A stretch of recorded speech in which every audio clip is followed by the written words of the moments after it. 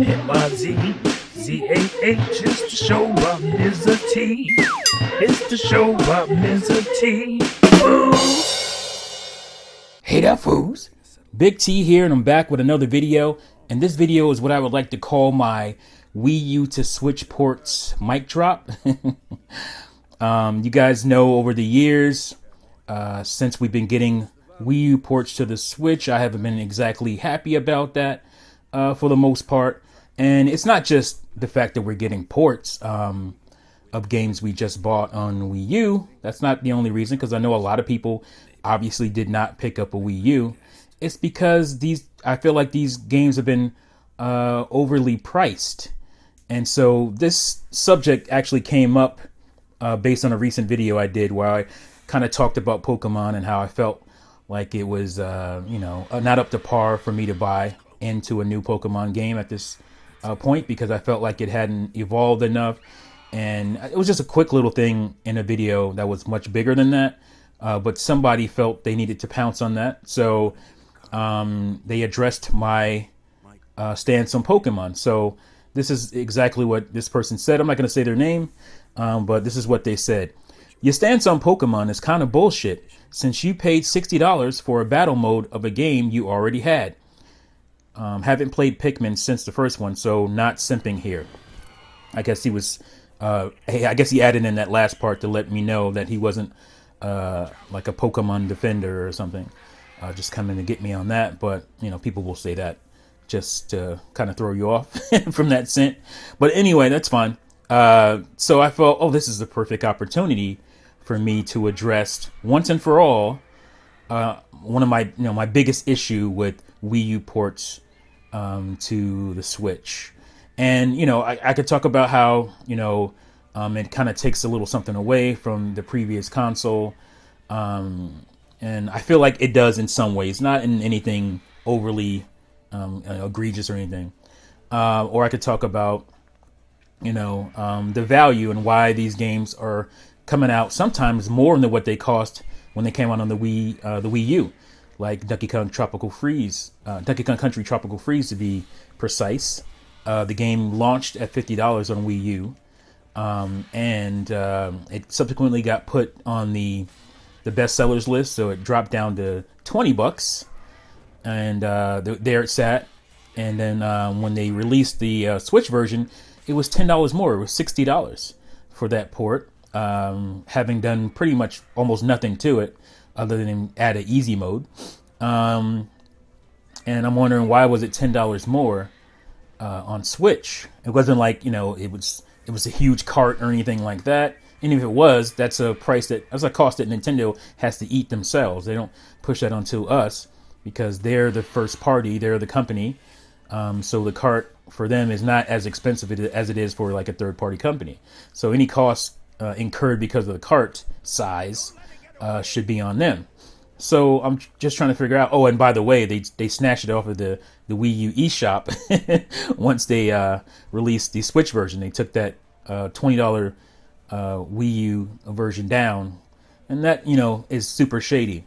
But he's basically coming at me for me buying Mario Kart 8 Deluxe, and I said, oh, this is the perfect opportunity for me to, I guess, defend that purchase and why I felt like it's different than everything else we're getting. So the belief is that, as far as Mario Kart 8 goes, the belief is that they only added a battle mode, and that's it.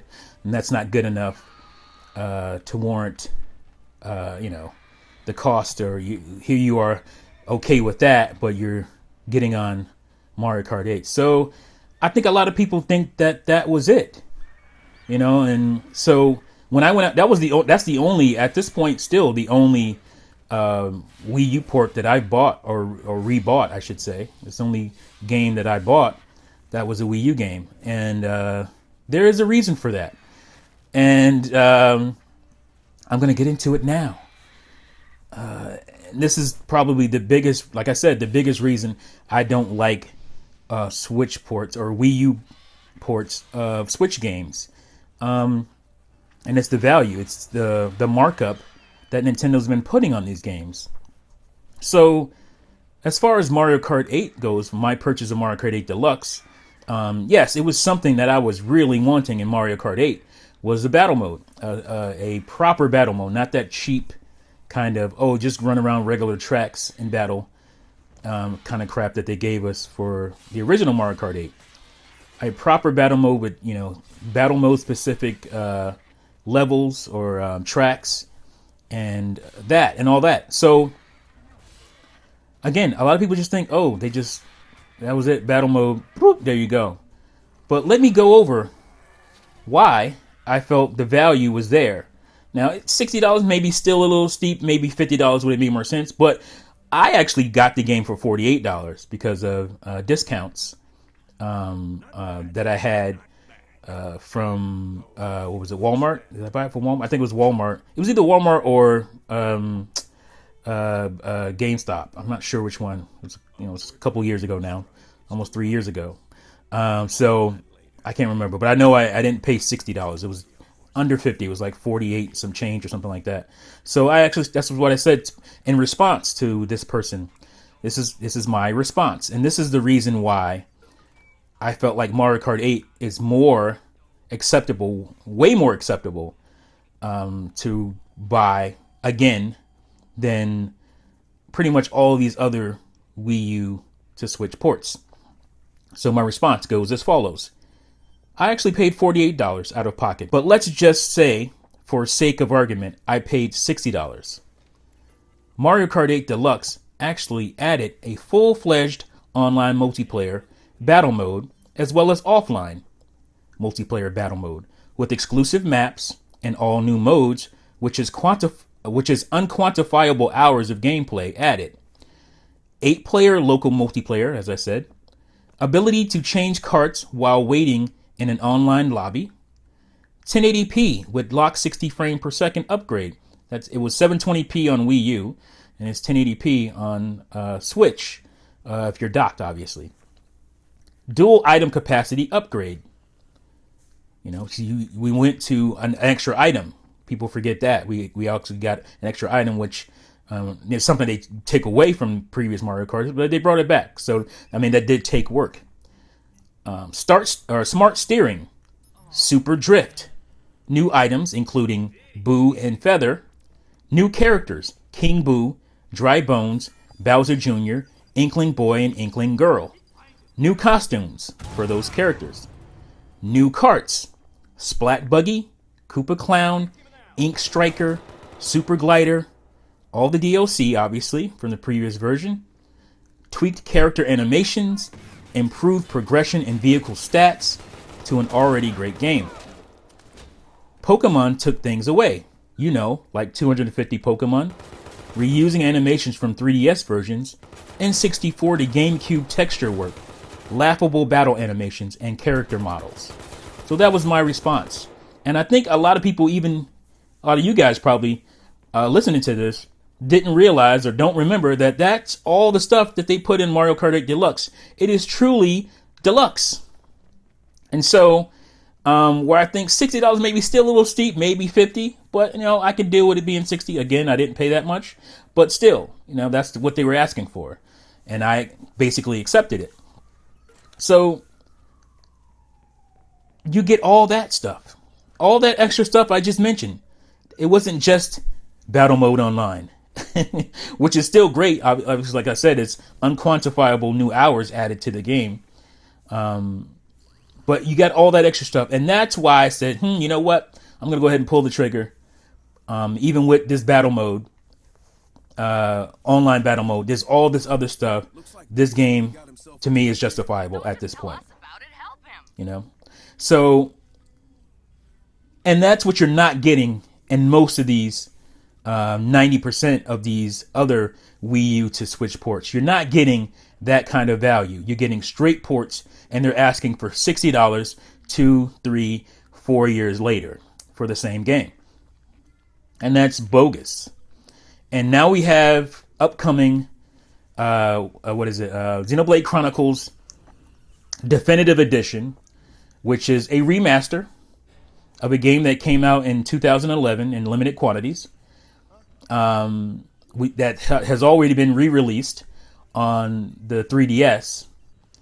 They want, looks like probably $60 for that. And for where I felt it was quantifiable and made sense for me to pay that for, let's say, Link's Awakening. It was a remake, you know. And for me, and for the, my love of the game, obviously, I felt that was justifiable because they had to remake the game. That's not the case with Xenoblade Chronicles Definitive Edition. So, I mean, we don't know everything about this game. Hopefully there is, we talked about it in the Juices Loose podcast. Hopefully there is a quality of life fixes and things like that. And maybe some new content would be great if you're going to charge $60 for this. But if you look around the industry, nobody else is doing that. And, I find that a problem. A lot of these other remasters, some remakes, ground up remakes for PS4 and whatnot, are launching at $40. And the other companies, third party companies, are $30 to $40, down to $30 even for quote unquote remasters. So that's my biggest issue when it comes to Wii U to Switch ports. Legacy of the Wii U be damned. That's not the biggest problem or issue. That's just a personal thing from a, gaming historian like myself, a retro gamer like myself, wanting, that legacy to remain and not be taken away. And I think it still will regardless. But my biggest issue is that they're not doing anything to these games, and they're asking sometimes for more money than they were asking for the original sale. And that's just ridiculous. And again, if you look around the industry, nobody's charging, full price for remasters. But here we go. Nintendo was doing that. And I feel like previous Nintendo wouldn't do that. But they see the tea leaves. They see people going crazy for Switch, which, it's a system that you should be super happy about. It's a great system. But these are the things that take away from it, from my eyes. Everything is not awesome.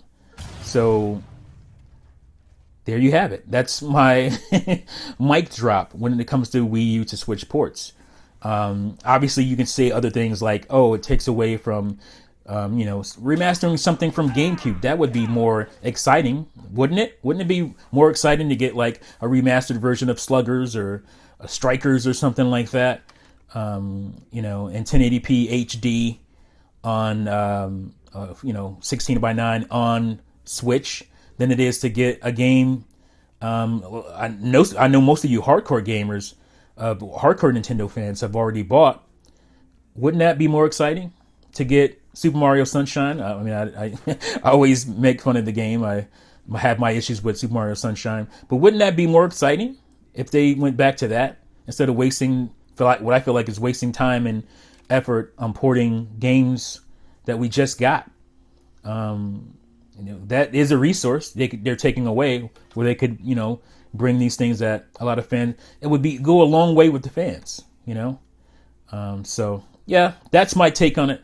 Let me know what you guys think in the comments below. Do you think I'm being unfair, like this person thought? Which is, it's a fair it's a fair opinion to have, I guess. But this is my defense of that opinion. And I think it was a pretty strong case I just made. So let me know what you think in the comments below. Thank you again for watching and listening, and I'll see you fools next time. Peace out. Stopped a human trafficking operation by himself. I thought you said it was a tag team. Hey, he'd be dead if it wasn't for me. Uh-huh. What? I'm serious. I saved his bacon.